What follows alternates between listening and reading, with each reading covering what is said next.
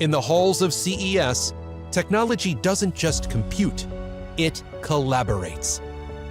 Quantum thinkers, cybersecurity leaders, fintech visionaries, and robotics engineers are rewriting the rules of enterprise itself.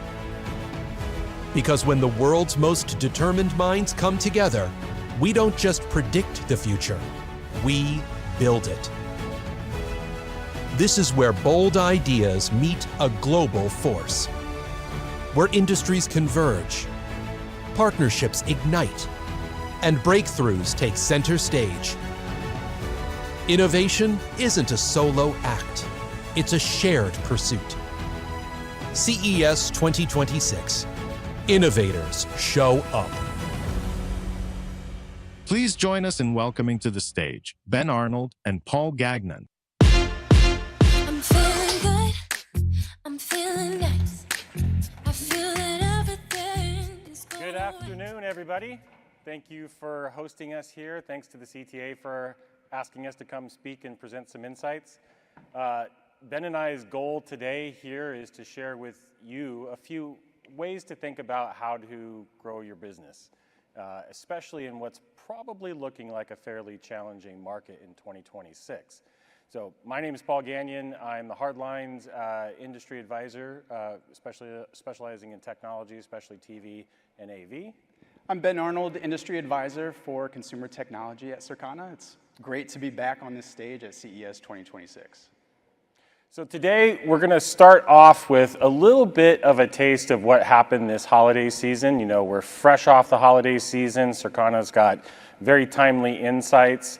And so we're going to share a little bit about that. And then Ben and I are going to walk through some different ways to think about how to address your consumer, how to address the market, how to grow your brand or grow your category by thinking differently about how to analyze the data and come up with a strategy. First, as a reminder about who Circana is, Circana tracks over $3 trillion worth of spending around the world across 8 different product category segments, including technology, and we've been doing so for a very long time. So we've got a wealth of data, a big pool of insights to scour when Ben and I are doing our analysis and talking to clients and customers and analyzing markets, and it's really rooted in this huge amount of data that we have available. First, I'm going to walk through some holiday insights. And if you're anything like me, you're eagerly awaiting the latest data drop. In fact, actually, we're anticipating any moment now getting sales results from the week of Christmas. We currently have point of sale retail sales results through the week before Christmas, the week of Super Saturday. So I'm going to talk to you a little bit about what we've seen this holiday season. But before I do want to kind of share some exciting news from Circana. If any of you watching have been subscribing or purchasing data from Circana, especially the weekly data for a long time, you eagerly wait for that Friday data to drop about the week prior sales. We're going to get that to you a day earlier in 2026. So we're shortening the cycle time to deliver those insights. And we're using a lot of different tools and techniques to kind of make those insights available to you much more quickly. So I did want to share that exciting little bit of news before we get into the results. So first of all, looking across all of North America, when I was on the stage with Ben a year ago, we were talking about the idea that we were going to see a rebounding growth in 2025. And yes, when we look at the full year 2025, 12 months ending in November, we do see some growth, about 1% growth across all of North America. Primarily, that's been driven by a reversal from a decline in 2024 to some growth in 2025. And a lot of that is related to consumers starting to refresh pandemic-era purchases on a normal purchase cycle. I'm going to talk to you a little bit about purchase cycles in a second. Canada sales growth has been a little bit better, but Mexico has really been the star of the North America region in terms of year-over-year growth rate. A little bit slower growth rate in 2025 than in 2024, but there's a lot of potential growth still in Mexico. A lot of consumer electronics devices have relatively low household penetration, so a lot of upward room to grow. But really what we've been talking about is kind of the purchase cycles, or a lot of the tech purchases that consumers made during the pandemic, they have longer purchase cycles. Oftentimes consumers replace their electronics devices every 3, 4, 5, maybe even as much as 10 years. And so when people purchase a lot of those products, then there's this natural lull until it comes time to refresh those products. And that's what we've been seeing the last several years. At the end of 2024 and the beginning of 2025, we saw some growth return. We had 3% growth last holiday season. We had 3% growth in the first quarter, but things have slowed down a little bit since then. Some of that is related to our trade policies changing and tariffs and things like that, causing some disruption, not just in how manufacturers go to market with their products, but also how consumers respond. And so, for example, earlier this year, we saw some acceleration or pull forward of purchases for some products by consumers. And so as soon as they do that, then there's a bit of softness that follows because those purchases were accelerated. And that's indeed what we've been seeing this year. If we look specifically at the holiday season for tech, we're down through 11 weeks of the 13 weeks in the quarter total, 2 more weeks to go. Total tech spending is down this year, and it's down about 4%, and we'll talk a little bit more about why that's happening. But year to date, total sales for tech are roughly going to end up, we think, flat to maybe even slightly down, but this holiday season has definitely been softer. In particular, that core holiday shopping season for Black Friday and Cyber Monday has also been soft. Actually, 2025 holiday sales, core holiday sales, look very much like they did 2 years ago. And part of that was because last year was a fairly strong growth quarter. So we're comparing against a somewhat challenging quarter and holiday shopping period. If you look at what some of the best growing categories in tech are, a lot of these are either categories that still have a relatively small install base or that we've seen some pretty significant price declines in, helping spur additional growth and adoption. We're also noticing, though, that we are seeing prices increase for some products, and that is actually in some categories where that hasn't dampened demand, leading to a little bit of revenue growth this holiday season. On the other side of the coin, you can kind of see on this chart on the right-hand side some of the categories which are declining the most. Some of those are related to price increases, but by and large, a lot of these have to do with how consumers prioritize their purchases, what is an essential purchase this holiday season. And in fact, if I look through the kind of key takeaways for this holiday season, there's a couple things to take note of, a few things. First of all is prioritization. We are seeing consumers, not just in tech, but across many different industries, focusing on the essentials and a little bit less on truly discretionary purchases or purchases that can be pushed out an extra year, for example. And that price sensitivity combined with a prioritization in spending is one of the pressures we're seeing in many different industries, again, not just in the technology industry.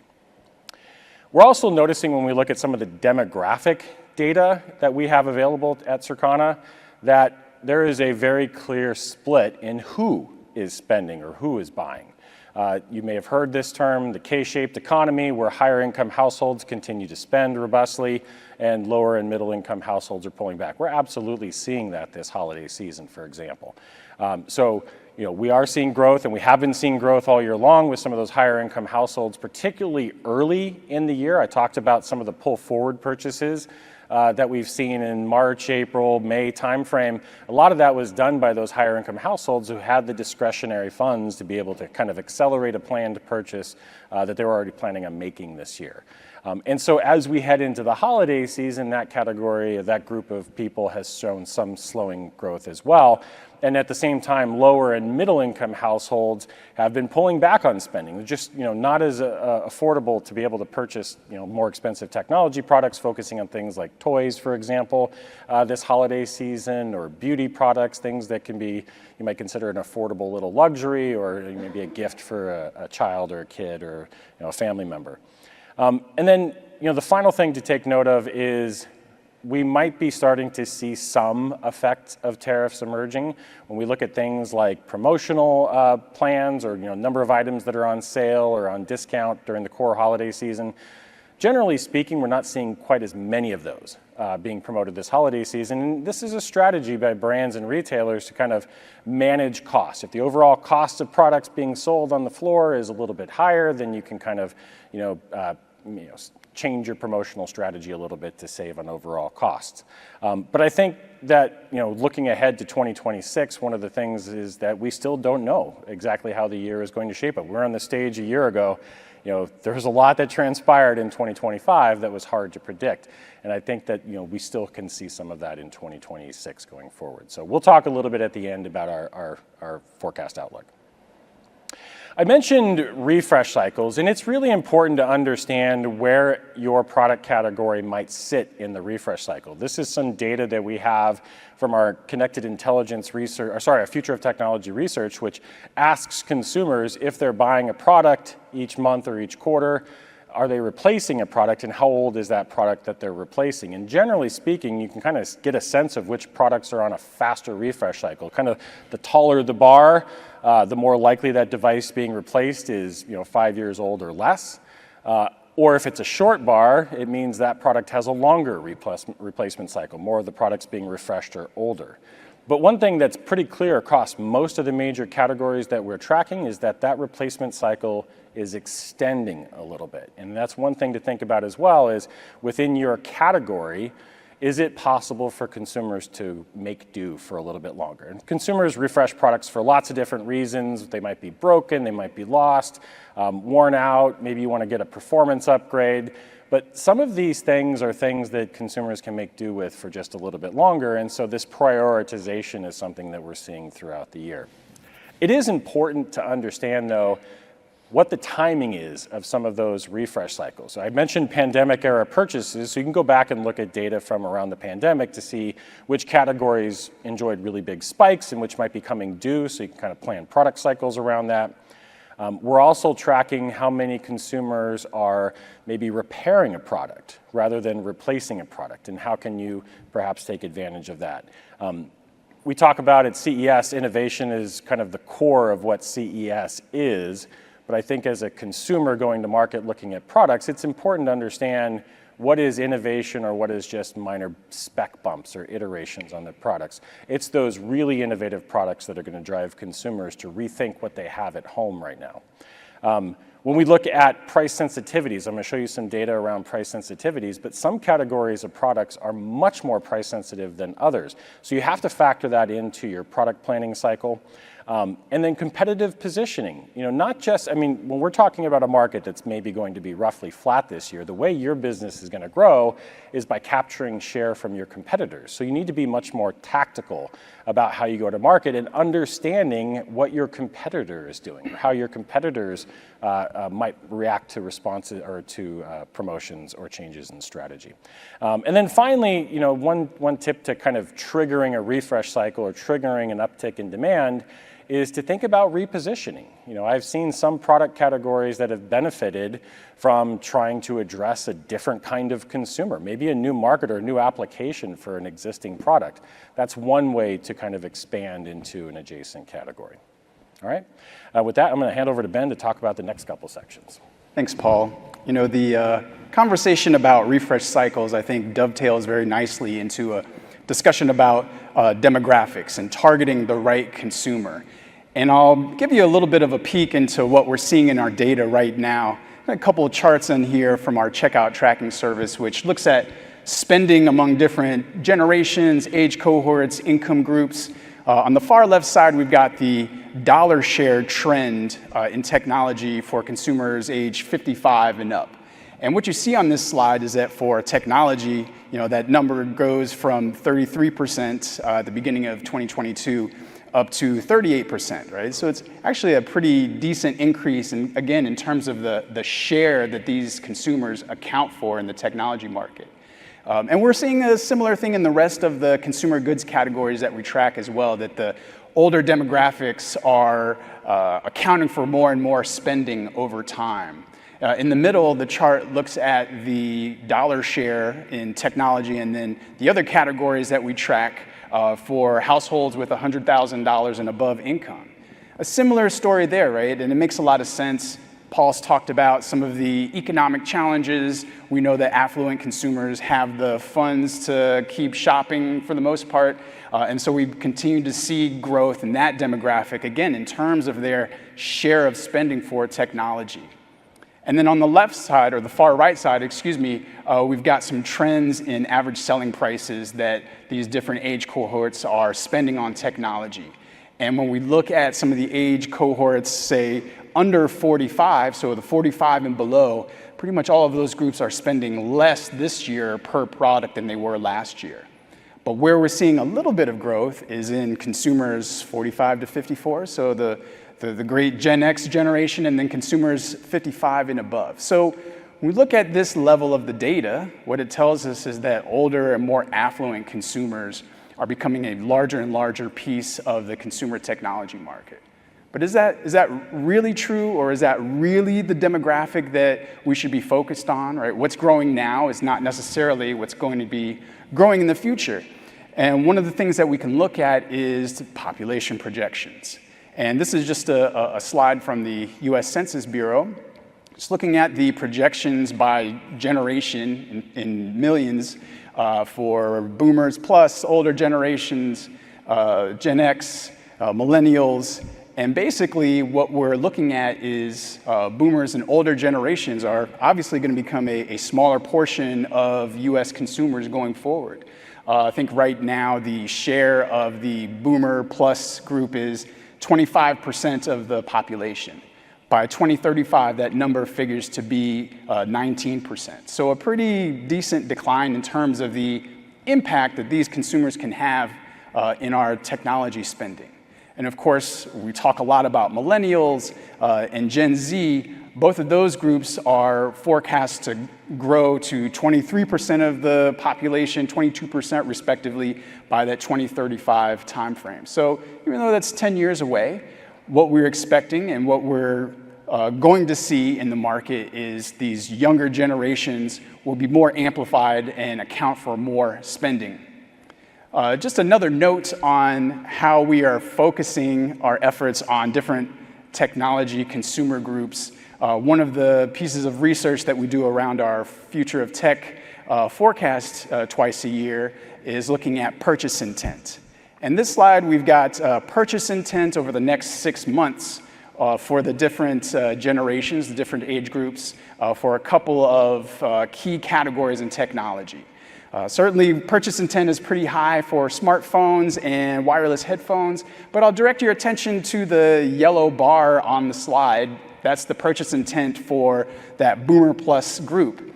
And so even though we see that these consumers are accounting for an outsized portion of technology spending, their purchase intent is pretty low. So that's not necessarily the key demographic that technology companies should be focused on. What we're seeing in the data, I think, is an expression of the size of these consumers in the population, not necessarily their likelihood of buying products, right? There's probably other demographics, younger demographics to focus on with higher purchase intent. They're not the lowest purchase intent that we see on the slide here, but if you look at some of these numbers, where that boomer plus generation spikes is in smaller screen TVs. That's one of the areas where purchase intent is kind of in the middle. Fitness trackers are a little bit elevated. So there's a mix of some more emerging categories, but definitely signs that these consumers are buying products that maybe people in that life stage are more interested in. Again, the question is, do we focus on this target group as brands, or do we look at the market in a little more of a qualitative sense? So we've taken this idea a step further, and we think about demographics, age, and income, and what that means to technology purchasing. But I think to look at it a different way, we've got different pursuits in consumer electronics, different lifestyles that I think express themselves in devices. Creators is a group that you'll hear a lot about this week at CES. And when we think about that, shoot cameras have grown 46% year to date. If you've been following the technology market, you know that that's a very unusual occurrence. and it's because of the growth of their technology. Wireless headphones growing 3% year to date. Open ear headphones, you'll see a lot of those here at the show. Probably the new incarnation of the growth in those Probably the new incarnation of the growth in those and got the latest smartwatch checkers products begin to peak. Kids at home to and some consumers like to piece around more, and so we've got group. What are the categories of products that they got outsized spending on? The assisted hearing devices and the over-the-counter hearing aids have become a pretty big category in consumer technology, and something that, of course, older consumers are looking for, as it's a more discreet way to improve your hearing. Receivers and amplifiers and inkjet cartridges. I mean, I know so many of my neighbors love printing, and we have this debate all the time. I'm not printing anymore. I do everything on screens. I don't need inkjet cartridges. But that is something, again, that starts to piece together this profile of these consumers. So in a lot of ways, we can look at spending on technology products and get a feel for what are the priorities for these different consumer groups. And I think that's something that helps to inform marketing and advertising tactics. Circana has a great service around media and building audiences and trying to target consumers that are about to buy these products. We can help with maximizing the marketing mix. Again, all in the effort to reach that target audience that is not necessarily defined around traditional demographic lines. I think in technology, it's more about these pursuits and products that people are buying. We have to talk about AI. We're actually contractually obligated to mention AI on the dais today. But I did want to talk just a little bit about how that will show itself in terms of services. Paul and I are hardware analysts, so one of the things that we're looking for is how is AI changing hardware? How is it changing products? I talk a lot about these AI note-taking devices, these pens that we've seen all over the show floor today. That's a product category that we'll see around for a couple of years. An interesting interpretation and use of AI. If you're familiar with smart glasses and like the Meta Ray-Ban frames, for a while they were talking about those glasses as AI glasses, not necessarily as smart glasses, right? So an AI assistant in your glasses. Health tech, the Aura Ring giving you recommendations on things that you can do to improve your health, driven by AI. Even take that a step further with baby monitors, which are using artificial intelligence to gauge the breathing of the child or make sure that the temperature is right. And smart cameras, security cameras, and other devices which now have visual intelligence built in, changing the value proposition for security cameras.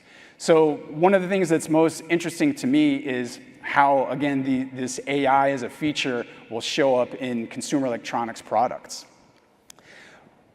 We know that many people have experience with generative AI programs, and enterprises are encouraging workers to start using them to become more efficient.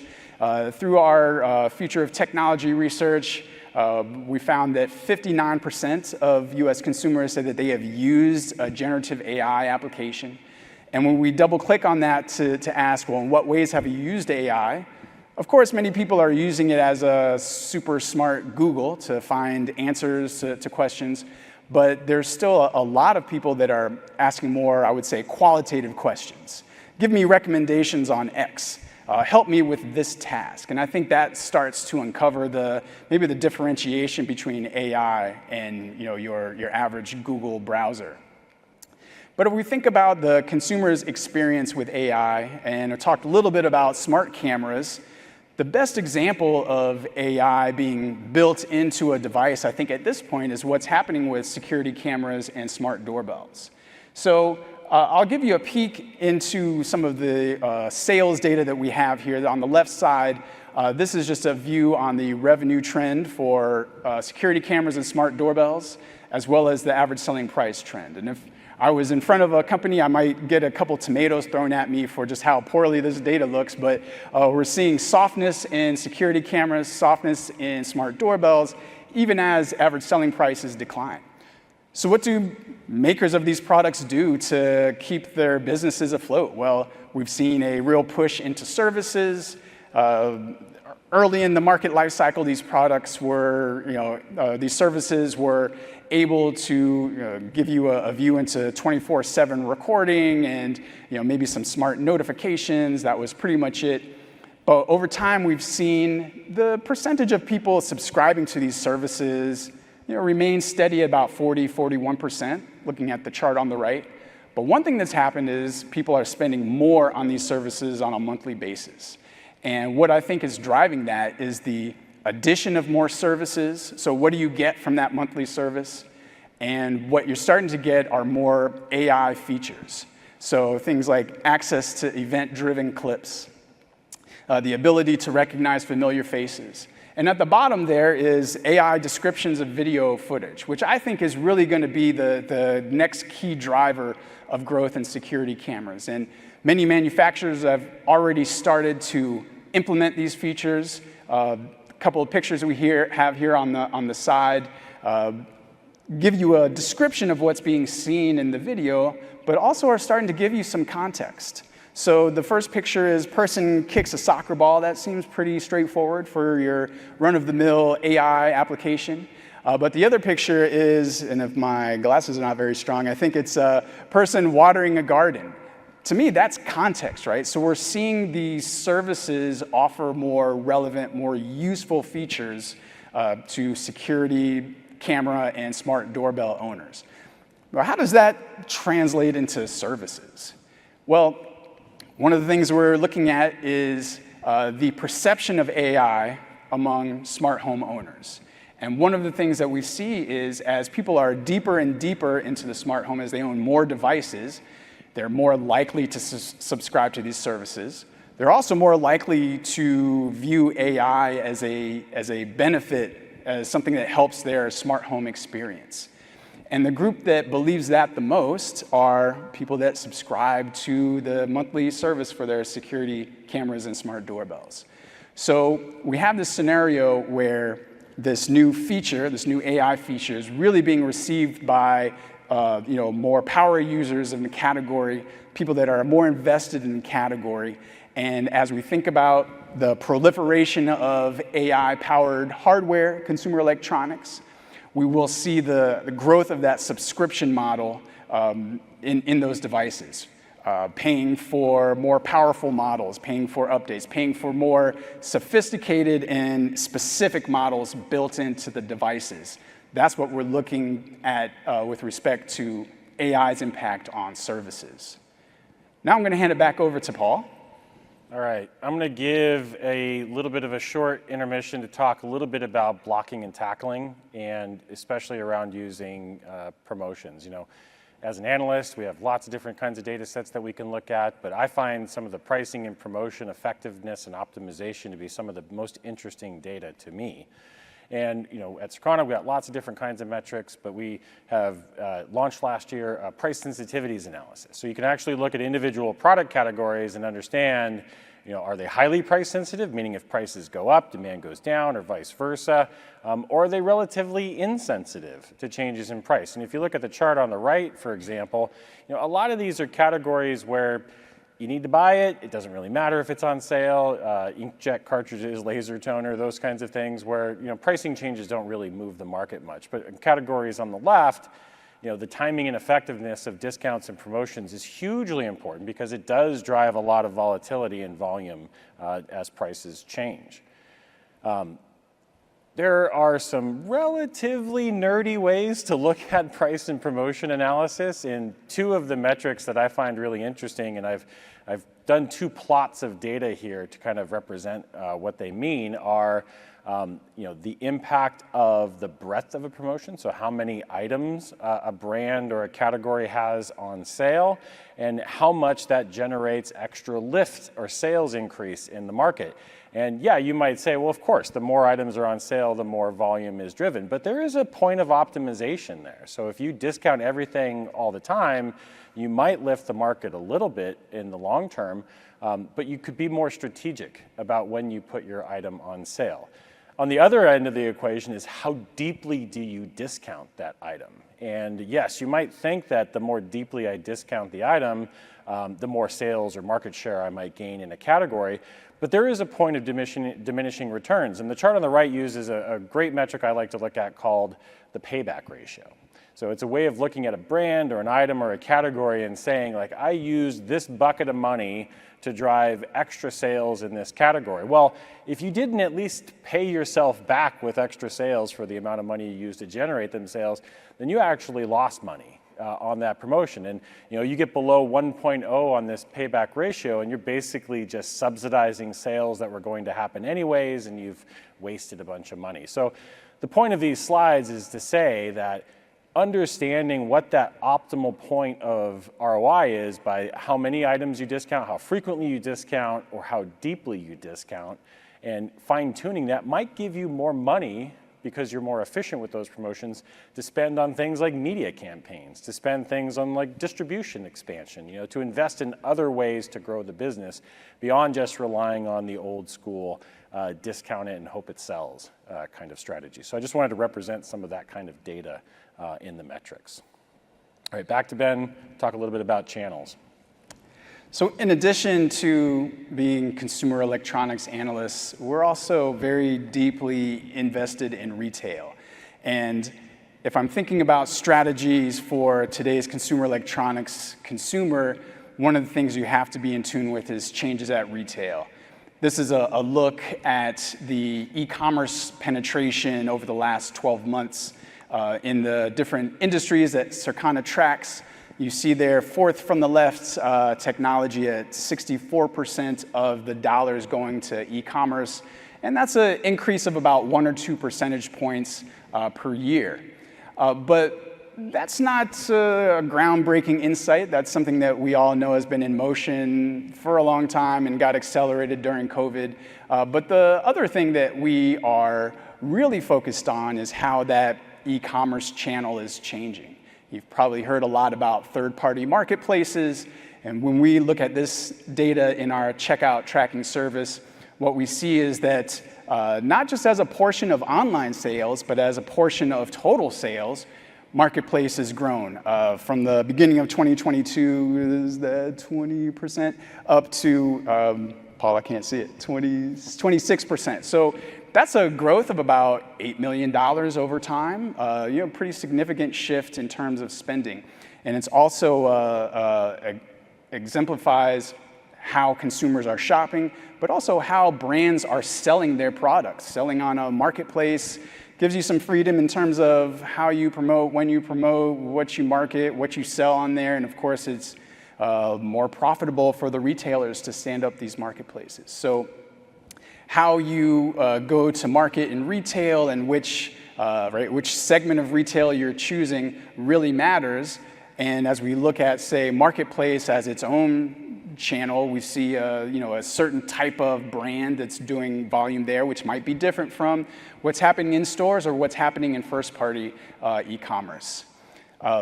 Something that I'm really excited about at Circana is our ability to track sales on TikTok Shop. And as we think about the evolution of retail, and you're targeting, say, younger consumers or maybe a niche product category, you've got to be looking at some of these social media, social selling platforms, whether it's TikTok Shop or Instagram or something else. And it really combines the engagement, the buzz that we know social media is so much for, with the ability to sell products. So how does your product kind of match that type of demographic or scenario? Again, especially if you're targeting younger consumers or niche types of products. And I did want to talk just for a minute about AI in retail and this idea of agentic commerce. And while this is not a technology example, this is some research we've done around fashion and clothes shopping. What we found is that 44% of the consumers we polled said that they've used an AI application to help them shop for clothing. And when we ask again another question, how have, in what way have you used this application? We get things like, getting fashion advice or getting item or outfit suggestions. So again, these are not people using AI just as a beefed up Google. They're really asking for qualitative and insightful things from it. And as we think about the future of a store, and the future of chatbots and how they can help us shop, I think that is something that brands will have to really understand is how do those two pieces converge, and how, as a brand, can I be uncovered in some of these more agentic retail applications and scenarios. And then lastly, I just wanted to finish on what does the store of the future look like? I think it's something that has very deep product knowledge, of course, but it has to have deep shopper knowledge, right? It has to know you as well as Google does. And we're obviously seeing a lot of the AI applications start to build that type of intelligence. Has to have a vast selection of products, right? If we're kind of thinking about trawling the entire internet for the right product at the right price, it's got to be able to cover many, many different storefronts and sources of products. And then lastly, platform agnostic. So it's no matter of what device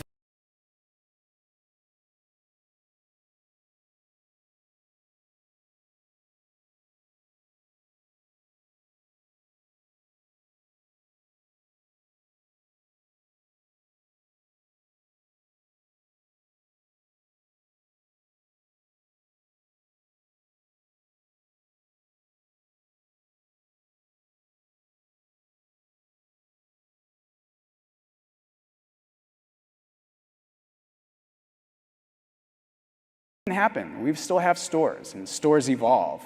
So my expectation is, as we think about the store of the future, that traditional retailers will have a piece of this, AI experience at retail. I'm going to give it to Paul to help us finish up. All right. So it's always great at CES to be able to leave you with a little bit of kind of forward-looking insight. So we just published a few days ago our updated Future of Technology forecast for 2026 through 2028. So I wanted to share a little bit with what we expect in 2026.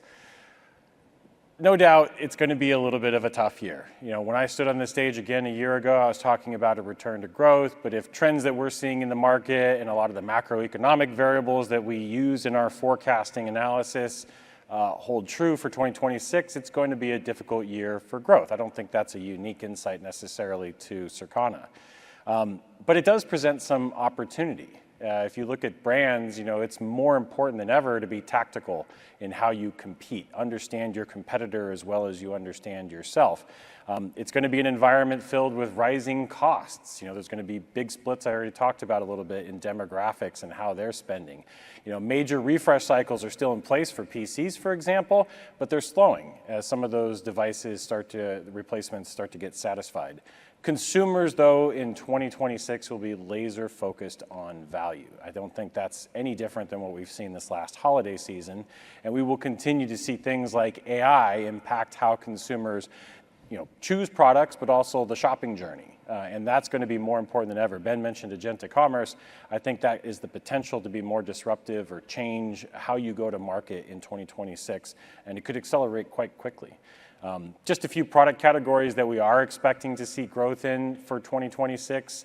Computers, we're expecting dollar growth. By the way, on a unit growth basis, it might be down a couple of percentage points. One of the things that's going to affect categories like computers and tablets and even things like GPUs are rising memory prices. So where you might see some dollar growth, underlying that could be a little bit of unit weakness. So understanding how your brand fits into that is important.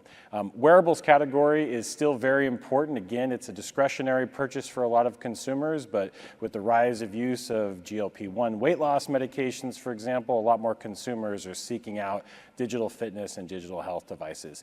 And then, on the back of things like PCs, We have seen a lot of growth in 2025 for a lot of PC categories, but we didn't necessarily see some of the PC accessory categories get replaced at the same time. So sometimes those products are on a little bit of a delayed refresh, and we are expecting to see some of those PC categories grow in 2026. All right, thank you very much for your time. Enjoy the rest of the show. Happy CES.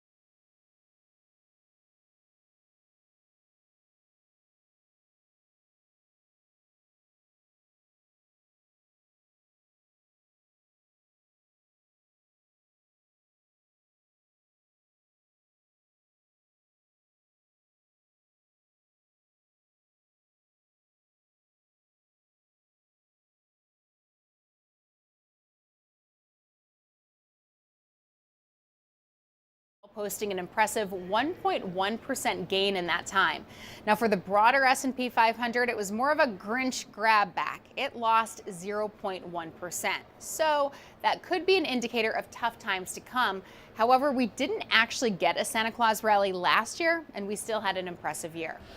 There's quite a bit of positive momentum today, too. Amazon, Sherwin-Williams, and United Health are leading the Dow higher, offsetting losses in Chevron. Chevron was one of the best performers yesterday, but is giving back some of those gains today. Energy is the worst performing sector in the S&P 500 overall. Staples and utilities are also lower, but we're seeing strength in areas like materials, healthcare, consumer discretionary, and industrials, and some strength in tech as well.